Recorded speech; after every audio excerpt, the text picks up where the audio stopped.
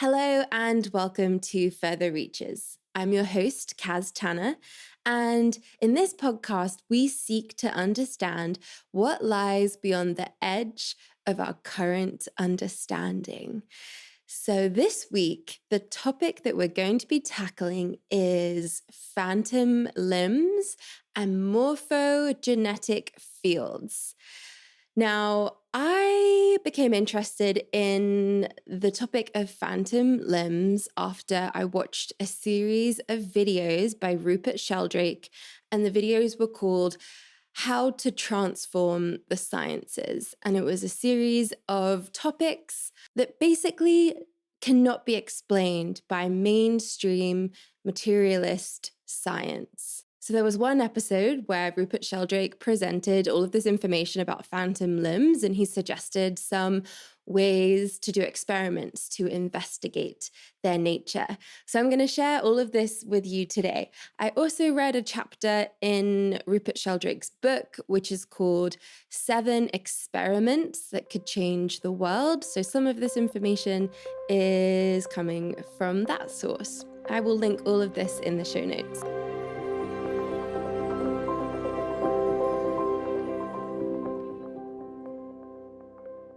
In the US, there are approximately 300,000 people who have an amputated limb.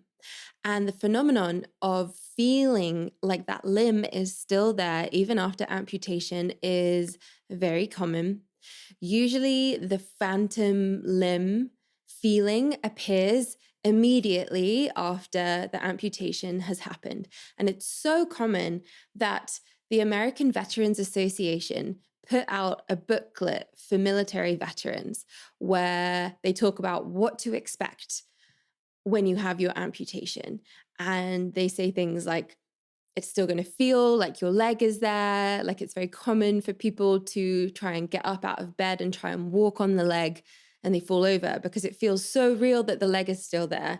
Another aspect that's really common with phantom limbs is phantom pain. People experience excruciating pain sometimes, and painkillers don't seem to work. So it's really a conundrum of how do you help these people when they're saying they have pain in a limb that is no longer there. There are theories that the experience of having a phantom limb is just something that is in your brain, that it's something that's in your spinal cord, it's something to do with the nerves. There's all of these different theories, and none of them really explain it. So we are going to look into an alternative explanation, which is to do with morphogenetic fields. The idea that we have some sort of like energy field around our body that is a form shaping field. So stay tuned to hear more about that. Interestingly, phantom limbs are not just associated with amputation. So people who are born without a certain limb, 10 to 20% of those people have phantom limbs. So that's not just a memory in the brain of I had an arm and now I'm just remembering the feeling of having an arm. Like if you're born with no arm, you wouldn't have a memory of what that is like. There are also other types of phantom phenomenon in the body. For example, women who have a mastectomy can experience having a phantom breast. You can have phantom penises, even phantom erections. You can experience phantom internal organs. For instance, if you have your bladder removed, you might have a phantom bladder and feel like your bladder is full and have all of the normal sensations of having a real bladder, even though your bladder is no longer physically there. Phantom limbs can also occur when people experience anesthesia. So women who have an epidural before they give birth, for 10% of those women, they report having phantom legs. And there's something that happens where they feel like they can move the phantom legs, but their physical legs are not moving. And apparently what happens is once they realize that the phantom leg is not aligned with the physical leg, there's this thing called a snapback, where the phantom leg snaps back into the physical leg and they become aligned again. People who have operations on an arm, sometimes they just do an anesthesia on the arm itself. And 90% of those people having the arm operations feel like they have a phantom arm. So these stories with anesthesia show that phantom limbs are not just produced by changes in the brain due to amputation. There's a theory by an Indian American scientist called Ramachandran. He has a book called Phantoms in the Brain. He believes that after amputation of a limb, there's a rewiring that happens in the brain, which causes this feeling of there being a phantom. But this doesn't line up because the phantom limbs appear immediately after amputation. There isn't time for that rewiring of the brain to happen, which could take weeks or months. And the fact that after anesthesia, people experience phantom limbs doesn't align with this brain rewiring theory. Another aspect of phantom limbs is they can help animate artificial limbs. So the neurologist Oliver Sacks, he said, there's the good phantom and the bad phantom, and they both exist. The bad phantom being the pain that you experience. The good phantom is that it animates a prosthetic limb to make it feel real and make it usable and functional for that person. Apparently, when someone has an amputation, there can be shrinking. It can feel like the phantom limb goes from being a regular length of an arm to the hand shrinking up maybe to being like right by the shoulder. However, when they introduce an artificial limb or prosthetic limb, the phantom limb extends back down into its full length. So I thought that was an interesting tidbit. Now, this brings up the question of, if we have phantom limbs, does that mean that there's a phantom of the whole body? Materialists would view this phenomenon as, no, phantom limbs are in the brain. It's just part of the body schema or the body image. And your brain is used to having this body image. And so that remains intact even after amputation has happened. But if we look at out-of-body experiences, which sometimes are near-death experiences, it's very common for people to experience themselves being outside of their body and looking down at their physical body. So could that be that out-of-body experiences are evidence that point to the fact that we could maybe have a whole body phantom or a whole body energy field? Some people would call this an astral body. People talk about doing astral projection. Some people call it the subtle body. So let's explore an alternative possibility, which is not to do with phantom limbs or phantom organs coming from the brain. Another theory to explain phantom limbs or phantom bodies is that there is a body field. Now, in the 1920s, this theory was put forward called morphogenetic fields, which are basically body shaping fields. These fields are what shapes an embryo into becoming a human. It's what shapes an acorn into becoming an oak tree. And you can think of these morphogenetic fields in a similar way to how magnetic fields work. So fields are inherently holistic, which means you can't take a slice out of the Earth's gravitational field, for example. You either have a field or you don't have a field. And if you think of the example of a magnet, you could cut a magnet in two and you would still have a complete north and south pole on both of those two magnets. And we don't see this magnetic field, right? It's invisible, but we can see their effects. I'm sure we all in science class had magnets with iron filings where we sprinkled it on top of the magnets and you could see the shapes of the magnetic fields. This is part of mainstream materialist science, that we have invisible fields. That is accepted. So morphogenetic fields or form shaping fields are basically the equivalent for living organisms. These fields shape their development. An example of a morphogenetic or a form shaping field in action is with planarium flatworms. These are these really funny looking creatures. They almost look cross-eyed.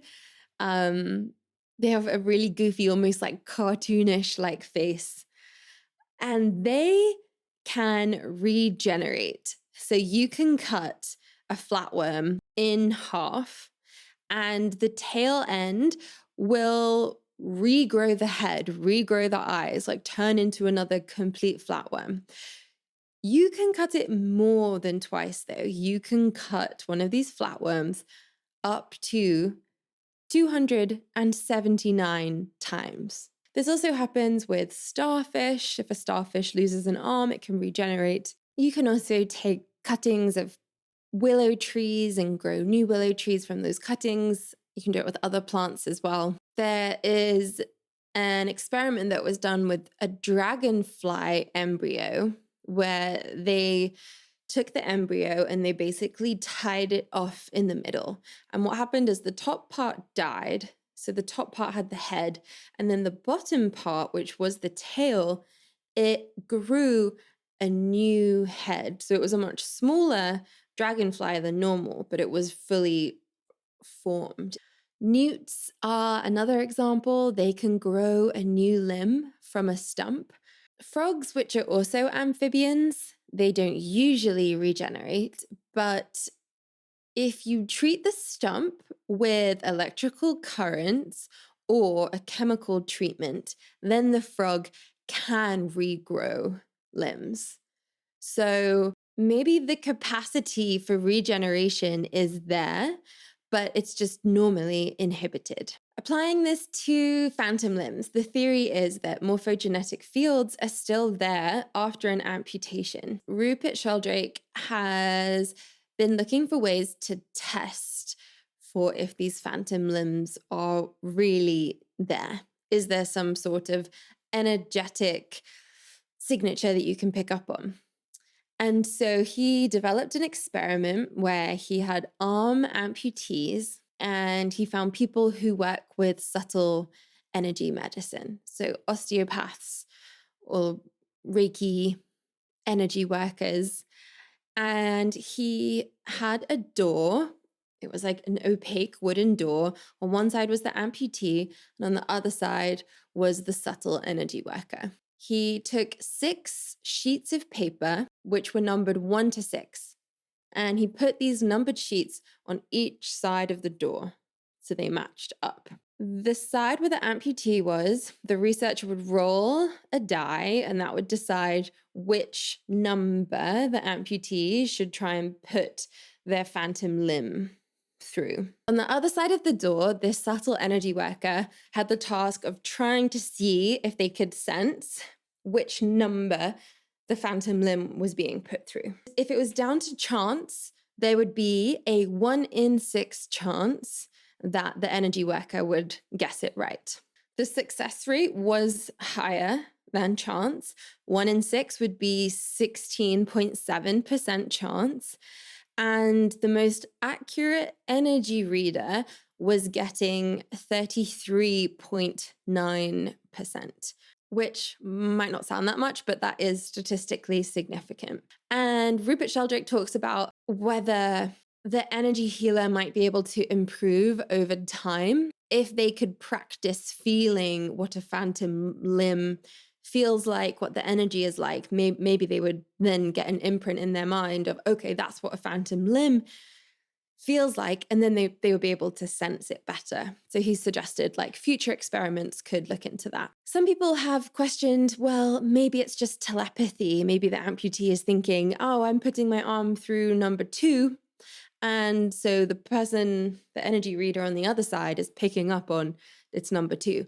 That would be a really interesting thing to do an experiment on. Rupert Sheldrake suggests that you could have the amputee just think about putting their arm through number two, but not actually doing that, and seeing if the person on the other side can pick up on it. But Rupert makes a really great point that if we're at the point where the biggest criticism of an experiment like this is it telepathy? Then we've come a long way in science because people are being open-minded enough to investigate telepathy as a legitimate phenomenon, which Rupert Sheldrake has experiments on that, and I will probably do an episode on telepathy at some point. Other ideas for experiments on how to test this are the amputee could put their phantom limb through some sort of electrical device, like a Geiger counter, a random number generator, or a mass spectrometer. There was a question of, could the amputee get their phantom limb shocked, or would that be painful? So that could be an ethical concern, but it would be an interesting way to see when you put this phantom limb through a Geiger counter, is there any effect? Like, does the energy of the phantom limb affect the electricity of something like a Geiger counter? Quickly, I will just run through some of the materialist theories of phantom limbs because I don't want to completely ignore and disregard that. Generally, it is said to be that a phantom limb is an illusion of the mind. One theory is that it's to do with the nerves. So in the remaining stump where the amputation happened, there could be nodules of nerves that grow at the cut ends, and these are called neuromas. And apparently that could be causing the pain. They have tested this by surgically cutting the nerves from these neuromas, and there was a temporary reduction in phantom limb pain, but it soon came back, and the experience of having the phantom limb did not go away. Another theory is that it's to do with the spinal cord. So the spinal cord is used to getting input from the body where that limb was. And once the limb has been amputated, the theory is that there are these spontaneous, excessive activity of nerves. And so they have done tests where they have surgically gone into the nerve pathways within the spinal cord and cut them. And again, this helped temporarily with the reduction of pain, but it didn't make it go away completely. Another theory is that phantom limbs are to do with the brain. And they have done tests where they have surgically removed areas of the brain where the nerve impulses from the amputated limb are going to. They've removed parts of the brain, and that has not worked. And maybe there is another physical explanation that we haven't uncovered yet. But maybe it is something to do with these morphogenetic body shaping fields, because there are questions that are complicated.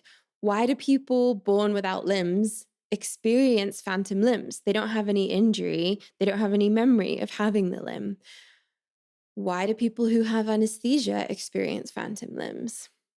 And my final question is, if you find yourself feeling resistant to the idea of there being morphogenetic fields or body shaping fields, like, why are you so resistant to that idea?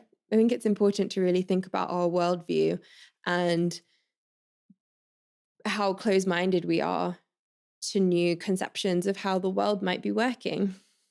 So ultimately, phantom limbs point to the fact that the mind is extended throughout the body, and that we have an energetic body that is different to just our physical body. And if out-of-body experiences are true, which there are like many, many accounts of this, then it points to the fact that we have a whole phantom body. Finally, the possibility of regeneration technology in the future is really fascinating.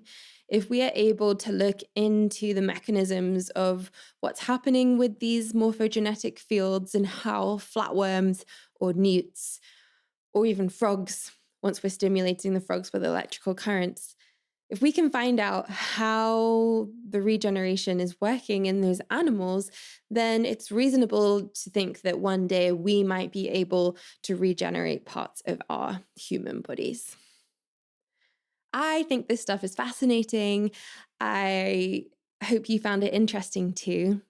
Thank you so much for watching. If you are enjoying this podcast, it really helps me out if you subscribe, if you give me a 5-star review, if you write a review, and if you could take a screenshot of this episode, share it on your social media and tag me at Kaz_Tanner. That helps spread the word. Thank you to everyone for the support. Before I go, I would like to give a shout out to Zachary Walter, who composed the gorgeous music that you hear in this episode. If you'd like to find out more about him and his musical compositions, check out zacharywaltermusic.com.